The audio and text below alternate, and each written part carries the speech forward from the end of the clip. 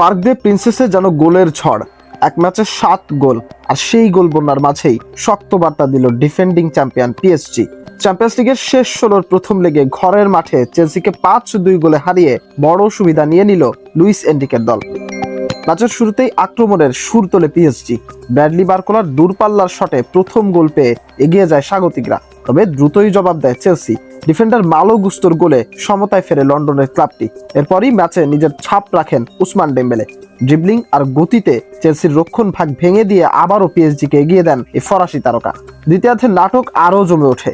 Enzo ফার্নান্দেসের দুর্দান্ত মুহূর্তে আবারও সমতায় ফেরে চেলসি, কিন্তু এরপর ধীরে ধীরে ম্যাচের নিয়ন্ত্রণ নিজের হাতে নেয় পিএসজি। ভিতিনহার দূরপাল্লার গোল স্বাগতিকদের আবারও লিড এনে দেয়, আর শেষ দিকে কাভারাৎসকেলিয়ার জোড়া আঘাতে নিশ্চিত হয় বড় জয়। শেষ পর্যন্ত 5-2 গোলের দাপুটে জয় নিয়ে প্রথম লেগে স্পষ্ট আধিপত্য দেখায় প্যারিসের ক্লাবটি। তবে লড়াই এখনো শেষ নয়। স্টামফোর্ড ব্রিজে ফিরতি লেগ অপেক্ষা করছে সামনে। প্রশ্ন একটাই, লুইস এনরিকের কৌশলী পিএসজির বিপক্ষে কি ঘুরে দাঁড়াতে পারবে চেলসি, নাকি এখানেই প্রায় নির্ধারিত হয়ে গেল কোয়ার্টার ফাইনালের পথ? মাশরাফি, নিশানা স্পোর্টস।